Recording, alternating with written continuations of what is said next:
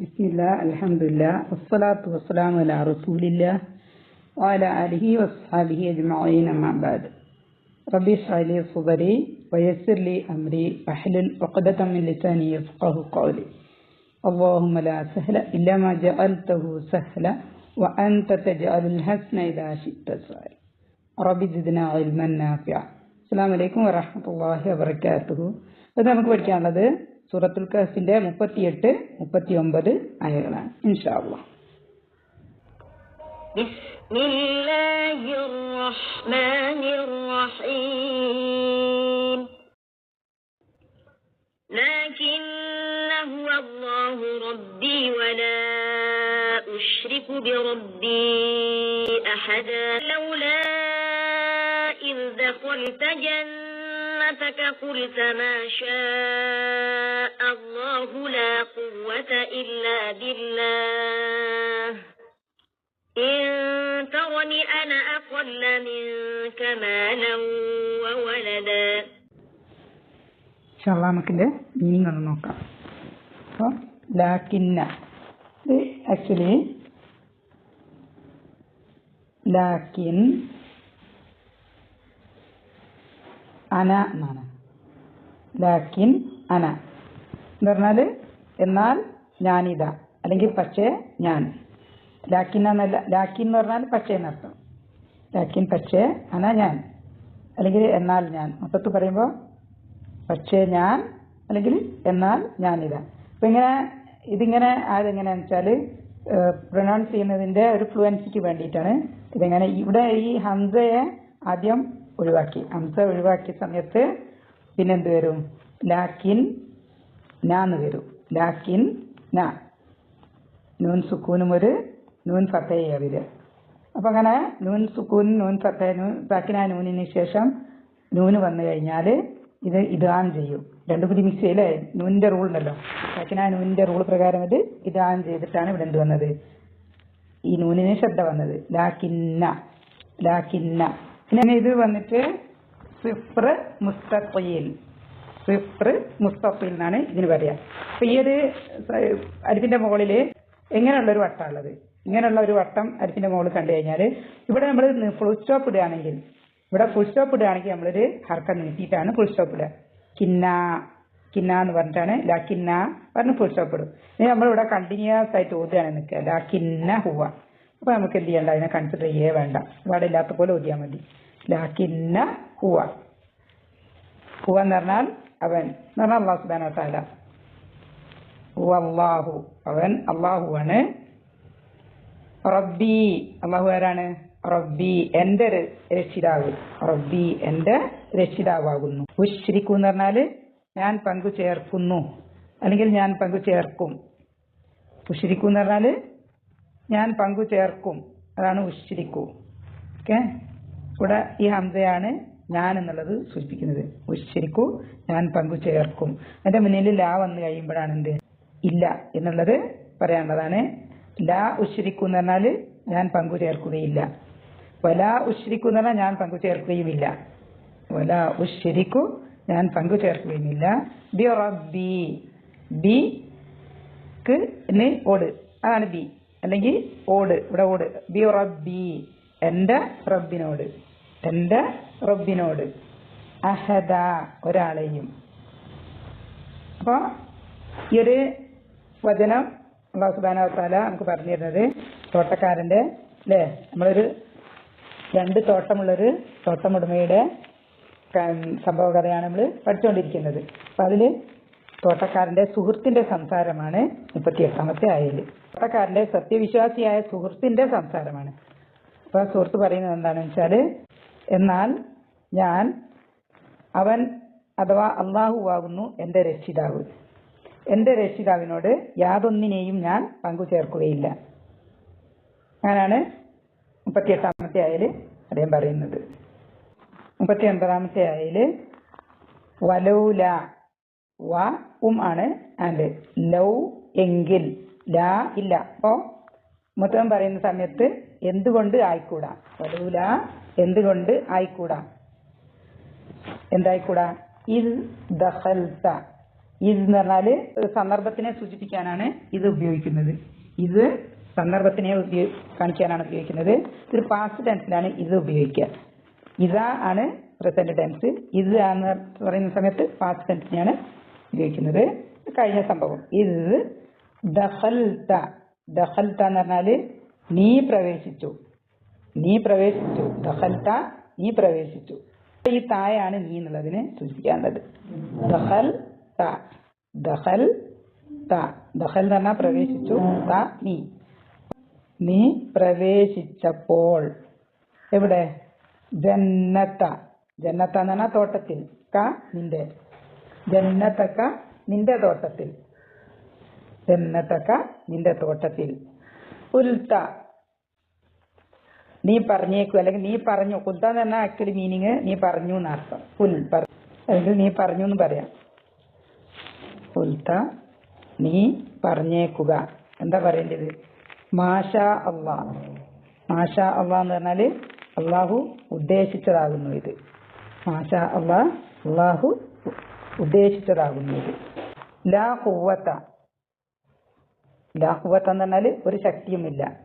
ഇല്ലാ ബില്ലാ അള്ളാഹുവിനല്ലാതെ, അള്ളാഹുവിനെ കൊണ്ടല്ലാതെ. ഇപ്പൊ മൊത്തം പറയുമ്പോ മാഷാ അള്ളാഹു ലാ ഖുവ്വത ഇല്ലാ ബില്ലാ. ഇത് അള്ളാഹു ഉദ്ദേശിച്ചതാകുന്നു, അള്ളാഹുവെ കൊണ്ടല്ലാതെ യാതൊരു ശക്തിയുമില്ല. അങ്ങനെയാണ് ഇതിന്റെ മൊത്തം മീനിങ്. ഇൻതറനി അന. എന്നെ നീ കാണുന്ന പക്ഷം. പക്ഷം ഇവിടെ ഈ ഇത് ഇവിടെ നമ്മൾ ഫസ്റ്റ് ആയി പറഞ്ഞ സംഭവമാണ്. ഓക്കെ. അഖല്ല.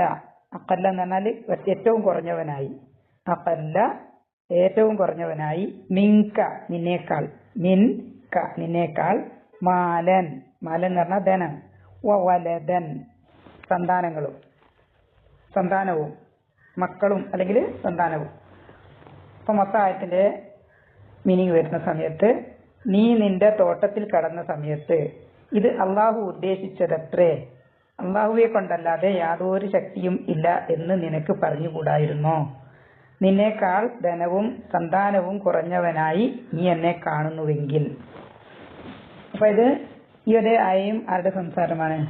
സത്യവിശ്വാസിയായ തോട്ടക്കാരന്റെ, സത്യവിശ്വാസിയായ സുഹൃത്തിന്റെ, സ്വാഹിബിന്റെ സംസാരമാണ് ഈ ഒരു ആയയിൽ കൂടി അല്ലാഹു സുബ്ഹാനഹു വ തആല പറഞ്ഞിരുന്നത്. അപ്പൊ അല്ലാഹു സുബ്ഹാനഹു വ തആല പറഞ്ഞിരുന്നത് ഈ ഒരു സുഹൃത്ത് തോട്ടക്കാരനോട് ചോദിക്കുകയാണ്, പറയാണ്, നീ നിന്റെ തോട്ടത്തിലേക്ക് കടക്കുന്ന സമയത്ത് ഈ തോട്ടവും അല്ലെ, തോട്ടവും അതിന്റെ എല്ലാ അഭിവൃദ്ധിയും അലങ്കാരവും എല്ലാം ആരുടെയാണ്? അല്ലാഹു സുബ്ഹാനഹു വ തആല ഉദ്ദേശിച്ചതാണ് എന്ന് നിനക്ക് പറഞ്ഞുകൂടായിരുന്നോ എന്നാണ്. അള്ളാഹുവെ കൊണ്ടല്ലാതെ യാതൊരു ശക്തിയും ഇല്ല എന്നാണ് നീ പറയേണ്ടിയിരുന്നത്, എന്നായിരുന്നു നീ പറയേണ്ടിയിരുന്നത്, അല്ലെങ്കിൽ നിനക്ക് അങ്ങനെ പറയായിരുന്നില്ലേ എന്ന് ചോദിക്കുകയാണ്. പിന്നെ രണ്ടാമതെന്താ ചോദിക്കുന്നത്? നിന്നേക്കാൾ ധനവും സന്താനവും കുറഞ്ഞവനായി നീ എന്നെ കാണുന്നുവെങ്കിൽ. അപ്പൊ ഇതിന്റെ കണ്ടിന്യൂഷൻ ആയിട്ട് ഇനിയും വരുന്നുണ്ട്, ന്യായകള് വരുന്നുണ്ട്. ഇൻഷാ അല്ലാഹ് നമുക്കിന്ന് 2 ആയാണ് നമ്മൾ പഠിക്കുന്നത്. നമുക്കിന്ന് പഠിക്കാനുള്ളത് 38, 39 ആയകളാണ്. 58ാമത്തെ ആയതിൽ അല്ലാഹു സുബ്ഹാനഹു വ തആല പറയുന്നത് എന്താണ്? ലാകിന്ന ഹുവല്ലാഹു റബ്ബി വലാ ഉശ്രികു ബിറബ്ബി അഹദ. എന്ന് പറഞ്ഞാല് 2 തോട്ടങ്ങളും ധാരാളം സമ്പത്തും സന്താനങ്ങളും സംഘബലവും ഒക്കെ ഉള്ള ഒരു തോട്ടക്കാരന്റെ കഥയാണ്, സംഭവ കഥയാണ് അല്ലാഹു സുബ്ഹാനഹു വ തആല നമുക്ക് പറഞ്ഞു തരുന്നത്. അപ്പൊ അതിൽ ആ തോട്ടക്കാരന്റെ സുഹൃത്തിന്റെ സംഭാഷണമാണ്. 37ാമത്തെ ആയ മുതൽ സുഹൃത്തിന്റെ സംഭാഷണമാണ്. അപ്പൊ ആദ്യം 37ാമത്തെ ആയയിൽ നമ്മൾ കഴിഞ്ഞ ക്ലാസ് പഠിച്ചതാണ്. സുഹൃത്ത് പറയുന്നത് എന്താണെന്ന് വെച്ചാല്, നിന്റെ ആദ്യ പിതാവ് മണ്ണിൽ നിന്നും സൃഷ്ടിക്കപ്പെട്ടു, അനന്തരം ബീജത്തിൽ നിന്നും നിന്നെ സൃഷ്ടിക്കുകയും നിന്നെ ഒരു പുരുഷനായി ശരിപ്പെടുത്തുകയും ചെയ്തിട്ടുള്ളവനിൽ, അല്ലെങ്കിൽ അല്ലാഹു സുബ്ഹാനഹു വ തആലയിൽ നീ അവിശ്വസിക്കുകയാണോ എന്നാണ് 37ാമത്തെ ആയതിൽ ചോദിക്കുന്നത്. അതിന്റെ ഒരു തുടർച്ച എന്നോളം 38ാമത്തെ ആയതിൽ ചോദിക്കും. എന്നാൽ എന്റെ വിശ്വാസം ഇതാണ്. അദ്ദേഹത്തിന്റെ വിശ്വാസം തുറന്നു പറയാണ്. എന്താണ്? അവൻ അഥവാ അള്ളാഹു ആവുന്നു എന്റെ രക്ഷിതാവ്. എന്റെ രക്ഷിതാവിനോട് യാതൊന്നിനെയും ഞാൻ പങ്കു ചേർക്കുകയില്ല. അപ്പൊ തൗഹീദിന്റെ ഒരു വചനമാണ്. അല്ലാഹു സുബ്ഹാനഹു വ തആലയാണ് എന്റെ രക്ഷിതാവ്, ഞാൻ രക്ഷിതാവിനോട് അല്ലെങ്കിൽ അല്ലാഹു സുബ്ഹാനഹു വ തആലയിലേക്ക് യാതൊന്നിനെയും പങ്കു ചേർക്കുകയില്ല. ഇപ്പൊ ഈ ഒരു ആയയിലൂടെ സമ്പന്നനായ തോട്ടക്കാരൻ്റെ സത്യവിശ്വാസിയായ ഒരു സുഹൃത്ത് അദ്ദേഹം നടത്തിയിരിക്കുന്നത് തൗഹീദിന്റെ പ്രഖ്യാപനവും അതേപോലെ തന്നെ ഷിർക്കിൽ നിന്നുള്ള നിഷേധവുമാണ് അല്ലേ. എന്താണ് പറഞ്ഞിരിക്കുന്നത്? ഹുവല്ലാഹു റബ്ബി, ഹുവല്ലാഹു റബ്ബി, അള്ളാഹുവാണ് എൻ്റെ റബ്ബ്, വലാ ഉശ്രികു ബി റബ്ബി അഹദ, അതാണ് ഷിർക്കിന്റെ നിഷേധം. വലാ യുശ്രികു ബി റബ്ബി അഹദ, ഞാൻ അള്ളാഹുവില് അല്ലെങ്കിൽ എൻ്റെ രക്ഷിതാവിൽ ഞാൻ ആരെയും പങ്കു ചേർക്കുകയില്ല. അള്ളാഹുവാണ് എൻ്റെ രക്ഷിതാവ്, ഞാൻ എൻ്റെ രക്ഷിതാവിൽ ആരെയും പങ്കു ചേർക്കുകയില്ല എന്നുള്ള തൗഹീദിന്റെ പ്രധാനപ്പെട്ട പ്രഖ്യാപനം അല്ലേ. അതുപോലെ തന്നെ ഷിർക്കിൽ നിന്നുള്ള നിഷേധവുമാണ് ഇവരായതിലൂടെ അദ്ദേഹം നടത്തിയിരിക്കുന്നത്. സത്യവിശ്വാസം സമ്പത്തിനേക്കാൾ ഏറ്റവും പ്രധാനപ്പെട്ടതാണ് ഇസ്ലാമിൽ, നമുക്കറിയാവുന്ന കാര്യമാണ് അല്ലേ. അല്ലാഹു സുബ്ഹാനഹു വ തആല മനുഷ്യരെയും ജിന്നുകളെയും സൃഷ്ടിച്ചത് തന്നെ തൗഹീദിന്റെ പൂർത്തീകരണത്തിന് വേണ്ടിയാണെന്നാണ് പണ്ഡിതന്മാർ പറയുന്നത്. അതേപോലെ തന്നെ ഒരു അടിമയുടെ ഒന്നാമത്തെ നിർബന്ധ ബാധ്യത എന്താണ്? തൗഹീദാണ്.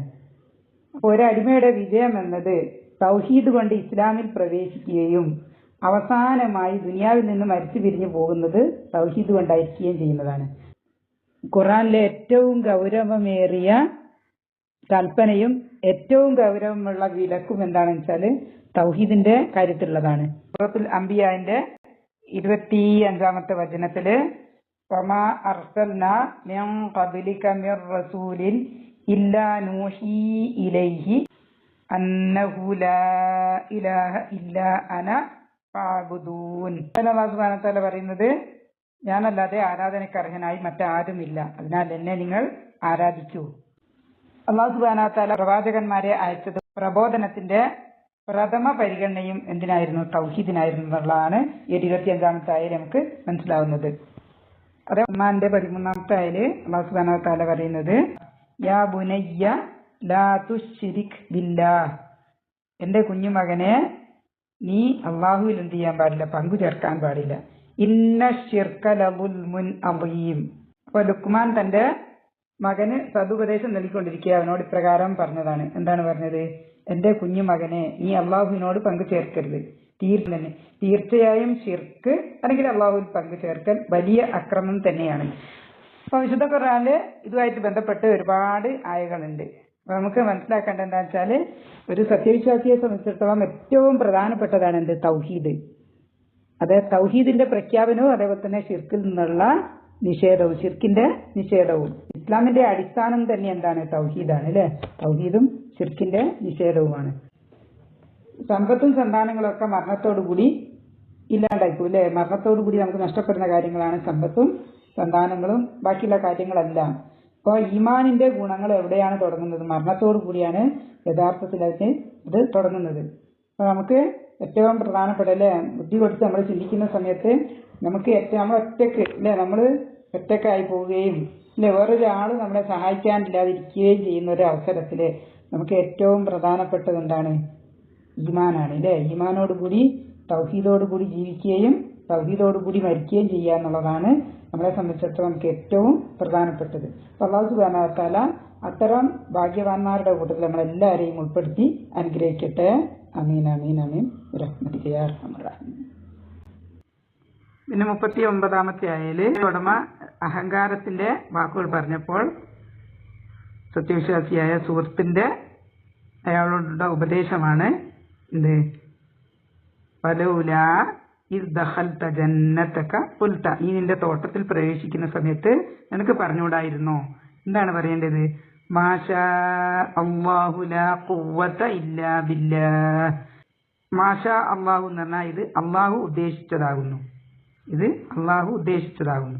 ലാ ഖുവത ഇല്ലാ ബില്ലാഹ് എന്ന് പറഞ്ഞാൽ അല്ലാഹുവിനെ കൊണ്ടല്ലാതെ ഒരു ശക്തിയും ഒരു കഴിവുമില്ല. അല്ലാഹുവിനെ കണ്ടതല്ലാതെ അല്ലാഹുവിനല്ലാതെ ഒരു ശക്തിയുമില്ല. അതാണ് മാഷാ അല്ലാഹു ലാ ഖുവത ഇല്ലാ ബില്ലാഹ്. അപ്പോൾ ഇങ്ങനെ ഇതിൽ നിന്നും ഈ ഒരു ആയയുടെ വിശദീകരണത്തിൽ നിന്നും പണ്ഡിതന്മാർ പറയുന്നത് എന്താ വെച്ചാൽ, നമുക്ക് എന്തെങ്കിലും ഒരു അനുഗ്രഹങ്ങൾ ലഭിക്കുന്ന സമയത്ത് നമ്മൾ എന്താണ് പറയേണ്ടത്? മാഷാ അല്ലാഹു ലാ ഖുവത ഇല്ലാ ബില്ലാഹ്. ഈ ഒരു വചനമാണ് നമ്മൾ പറയേണ്ടത്. നമുക്ക് അനുഗ്രഹങ്ങൾ ലഭിക്കുന്ന സമയത്ത് നമ്മുടെ അവസ്ഥയ്ക്ക് മാറ്റം വരിക, അല്ലെങ്കിൽ നമുക്ക് സന്താനങ്ങൾ, നല്ല സമ്പത്ത്, അല്ലെങ്കിൽ ഏതെങ്കിലും രീതിയിലുള്ള നമുക്ക് അനുഗ്രഹങ്ങളാണ് നമുക്ക് ലഭിക്കുന്നതെങ്കിൽ നമ്മൾ പറയേണ്ട ഒരു വാക്കാണ് മാഷാ അല്ലാഹു ലാ ഖുവത ഇല്ലാ ബില്ലാഹ്. അതിന്റെ ഒരു കാര്യം എന്താണെന്ന് വെച്ചാൽ നമുക്ക് ലഭിക്കുന്ന എല്ലാ അനുഗ്രഹങ്ങളും അല്ലാഹു സുബ്ഹാനഹു വ തആലയിൽ നിന്നാണെന്ന് നമ്മൾ മനസ്സിലാക്കാൻ വേണ്ടിയാണ്. അപ്പോൾ നമുക്ക് എന്തെങ്കിലും ഒരു അനുഗ്രഹം ലഭിക്കുന്ന സമയത്ത് നമ്മൾ ഈ തോട്ടക്കാരന്റെ മാതിരി ഇത് എന്റെ കഴിവ് കൊണ്ടാണ് അല്ലെങ്കിൽ എന്റെ സാമർഥ്യം കൊണ്ടാണ് എന്നൊന്നും നമ്മൾ ചിന്തിക്കാതിരിക്കാൻ വേണ്ടി, അല്ലെങ്കിൽ അങ്ങനെയൊന്നും അല്ല അല്ലേ, നമ്മളെ കഴിവ് കൊണ്ടോ നമ്മളെ സാമർഥ്യം കൊണ്ടോ ഒന്നുമല്ല നമുക്ക് അനുഗ്രഹങ്ങൾ അല്ലാഹു സുബ്ഹാനഹു അനുഗ്രഹങ്ങൾ നൽകിക്കൊണ്ട് പരീക്ഷിക്കും, ചിലർക്ക് നൽകാതെയും പരീക്ഷിക്കും. അപ്പൊ ഇത് അല്ലാഹു സുബ്ഹാനഹു തആലയുടെ ഉദ്ദേശമാണ്. അല്ലാഹു സുബ്ഹാനഹു തആലക്കല്ലാതെ കഴിവും ശക്തിയും ഇല്ല എന്ന് നമ്മൾ വിശ്വസിക്കുക. എന്നിട്ട് ഈ ഒരു വചനങ്ങൾ നമ്മൾ പറയുകയും ചെയ്യുക. അപ്പൊ നമ്മളെ മനസ്സിലേക്ക് ഉണ്ടാവില്ല, അഹങ്കാരത്തിന്റെ വാക്ക് ചിന്ത നമ്മളെ മനസ്സിലേക്ക് കയറൂല. പിന്നെന്താ പറഞ്ഞത്? ഇൻ തറനി അന അഖല്ല മിൻക മാലം വവലദ, നിന്നേക്കാൾ ധനവും സന്താനവും കുറഞ്ഞവനായി നീ എന്നെ കാണുന്നുവെങ്കിൽ. ഇപ്പൊ ഇതിന്റെ കണ്ടിന്യൂഷൻ തുടർച്ചയായിട്ട് വീണ്ടും ആയകൾ വരുന്നുണ്ട്. അപ്പൊ ഇൻഷാ അല്ലാഹ് നമുക്ക് അടുത്ത ക്ലാസ്സിൽ നോക്കാവുന്നത്.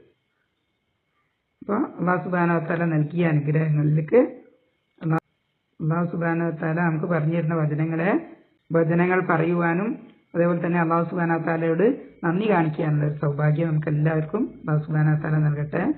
ആമീൻ ആമീൻ ആമീൻ ബിറഹ്മതിക യാ അർഹമർ റഹീം. ഇൻഷാ അല്ലാഹ് നമുക്ക് തജ്വീദിന്റെ നിയമങ്ങൾ നോക്കാം.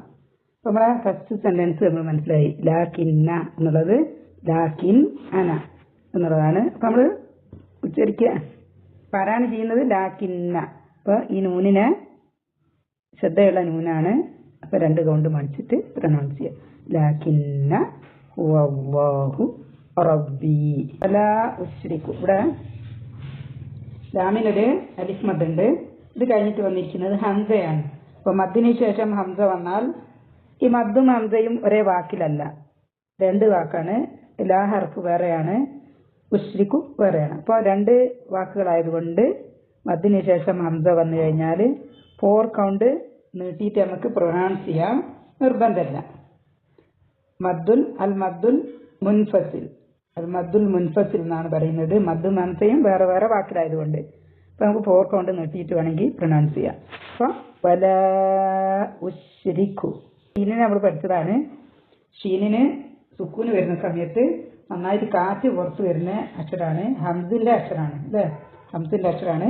അപ്പോൾ കാറ്റ് പുറത്ത് വരും. അഷ്. അപ്പോൾ ഉശ്രിക്കു ബി റബ്ബി.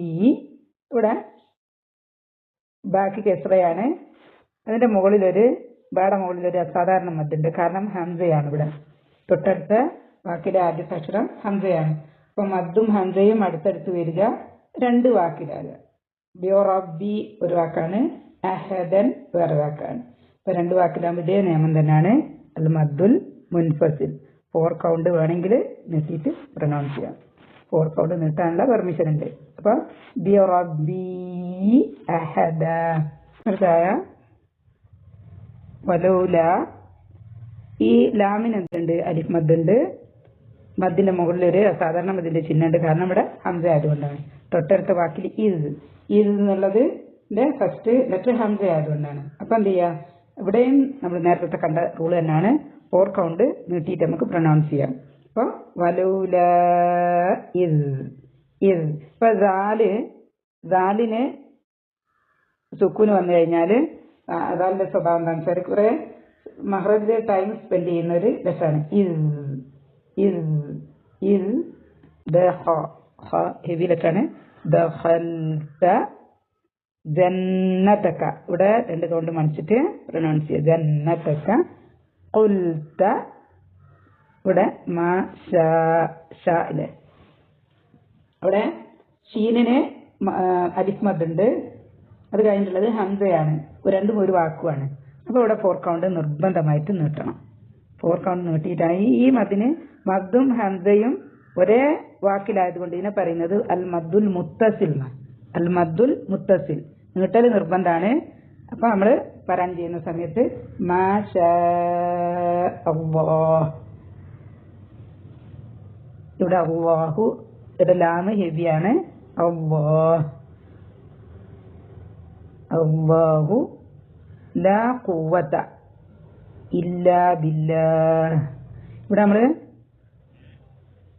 ഹാല്ക്ക് കെസ്റയാണ്, അപ്പൊ സുക്കൂനിട്ടിട്ടാണ് നമ്മൾ നിർത്തുക. അപ്പൊ നിർത്തുന്ന സമയത്ത് ബില്ലാഹ് ബില്ലാഹ്. ഇവിടെ ബിക്ക് കെസ്റ ഉള്ളത് കൊണ്ടാണ് അല്ലെ, ലാമിന്റെ മുന്നിൽ കെസ്റയുള്ള ഒരു അക്ഷരം വന്നത് കൊണ്ടാണ് എന്ത് എന്നത്, ഈ ലാമ് ലൈറ്റ് ആയി പോയത്. ബില്ലാഹ്. ഫുൾ സ്റ്റോപ്പ് ഇടുന്ന സമയത്ത് ഹാക്ക് സുക്കൂനിട്ടിട്ട് ഫുൾ സ്റ്റോപ്പ് ഇടുക. നേരെ മറിച്ച് ഈ ഒരു കേസിൽ ഇവിടെ ഹംസയ്ക്ക് ഫതയാണ്, അതുകൊണ്ട് ലാം എന്താണ്, അള്ളാഹു എന്നുള്ള ലാമ് ഹെവിയാണ്. അപ്പൊ അള്ളാഹു എന്നുള്ള ലാമ് ഹെവി ആകുന്നത് അതിന്റെ മുന്നിൽ ഫത അല്ലെങ്കിൽ ബൊമ്മയുള്ള ഒക്കെ അക്ഷരം വരികയാണെങ്കിൽ അത് ഹെവി ആയിരിക്കും. അല്ലാഹ്. ഇവിടെ കെസ്റുള്ള ഒരു അക്ഷരം വന്നതുകൊണ്ട് ബില്ലാഹ്. ഓക്കെ. ഇവിടെ ഒരു സാക്കിനായ നൂനുണ്ട്, കഴിഞ്ഞിട്ട് തായാണ് വന്നത്. സാക്കിനായ നൂനിന് ശേഷം അല്ലെങ്കിൽ തൻവീനിന് ശേഷം താ വന്നു കഴിഞ്ഞാൽ യഫ ആണ്. യഫ മറച്ചു വെച്ചിട്ട് മണിക്കുക, നൂനിന്റെ സൗണ്ടിനെ മറച്ചു വെച്ച് മണിക്കുക. ഇൻതറനി അന അഖല്ല മിൻക. ഇവിടെ സാക്കിനായ നൂനുണ്ട്. സാക്കിനായ നൂനിനോ തൻവീനോ ശേഷം കാഫ് വന്നു കഴിഞ്ഞാൽ യഫ് ആണ്. നൂനിന്റെ സൗണ്ടിനെ മറച്ചു വെച്ചിട്ട് മണിക്കുക. മിൻക മാലൻ. ഇവിടെ ലാമിന് തൻവീനാണുള്ളത്, ലാമിന് തൻവീനാണ്. തൻവീന് സാക്കിനായ നൂനിനോ തൻവീനോ ശേഷം വാവ് വന്നാൽ ഇദാമാണ്, ഇദാം ബ്യോന്ന. അപ്പൊ മാലം വലദ. അപ്പൊ ഇതൊക്കെ നമ്മൾ മീനിങ് പഠിക്കുമ്പോൾ പഠിച്ചതാണ്. അലിഫിന്റെ മുകളിലൊരു ഇതുപോലുള്ള ചിഹ്നം, അതൊക്കെ നമ്മൾ പഠിച്ചതാണ്. മീനിങ് പഠിക്കുന്ന സമയത്ത് നമ്മൾ കണ്ടതാണ്. അപ്പൊ അത് ഇത്രയും കാര്യങ്ങളാണ് ഇതിൽ നമുക്ക് പഠിക്കാനുള്ളത്. അപ്പോൾ അല്ലാഹു സുബ്ഹാനഹു വ തആലയുടെ വചനങ്ങൾ ഏറ്റവും ശരിയായ രീതിയിൽ, അതിന്റെ മീനിങ് ആയാലും തജ്വീദ് ആയാലും തഫ്സീർ ആയാലും എന്ത് ആയാലും ഏറ്റവും ശരിയായ രീതിയിൽ പഠിച്ച് മനസ്സിലാക്കാനും എന്താണോ നമുക്ക് ജീവിതത്തിലേക്ക് പകർത്താൻ വേണ്ടി അല്ലാഹു സുബ്ഹാനഹു വ തആല നമ്മളോട് നിർദ്ദേശിക്കുന്നത് അതങ്ങനെ തന്നെ ജീവിതത്തിലേക്ക് പകർത്താനുള്ള ഒരു സൗഭാഗ്യം നമുക്ക് എല്ലാവർക്കും അല്ലാഹു സുബ്ഹാനഹു വ തആല നൽകി അനുഗ്രഹിക്കട്ടെ. അല്ലാഹു സുബ്ഹാനഹു വ തആലയുടെ വചനങ്ങൾ മുറുകെ പിടിച്ച് ജീവിക്കുന്ന ആളുകളുടെ കൂട്ടത്തിൽ അല്ലാഹു സുബ്ഹാനഹു വ തആല നമ്മളൊക്കെ ഉൾപ്പെടുത്തി അനുഗ്രഹിക്കട്ടെ. ആമീൻ ആമീൻ ആമീൻ ബിറഹ്മതിക യാ അർഹമർ റഹീമീൻ. ربنا تقبل منا إنك أنت السميع العليم وتب علينا إنك أنت التواب الرحيم. سبحانك اللهم وبحمدك نشهد أن لا إله إلا أنت ونستغفرك ونتوب إليك. السلام عليكم ورحمة الله وبركاته.